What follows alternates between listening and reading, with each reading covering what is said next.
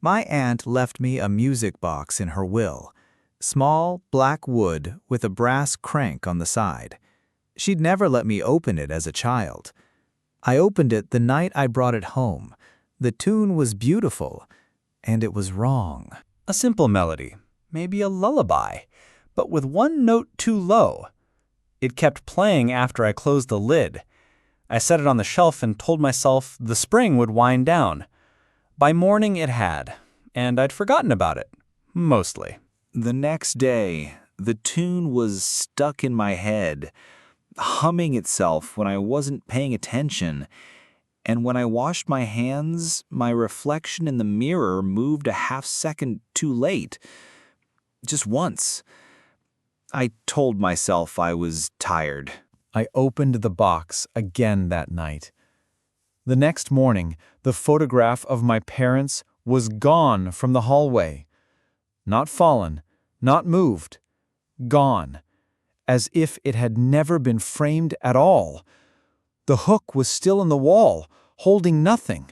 The day after, my dog's spare collar vanished from its hook by the door. The dog still wore one, I could see it on him, but the spare was gone. Then the spare came back, and the one on his neck was gone. I stopped checking what was real. I sat with the box in my lap and listened close. It wasn't playing a tune. It was playing my life back to itself, one note at a time, learning it, taking little pieces to remember it by. Each note was something I'd lose. I tried to break it.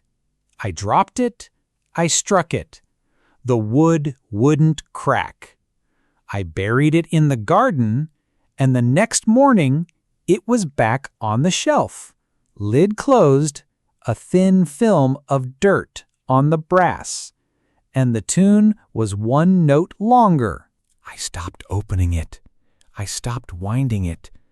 But some nights, from the shelf, it begins to play on its own, a little shorter each time, the room a little darker. And last week, the name on my mailbox changed. I don't recognize it. I think it's learning mine next.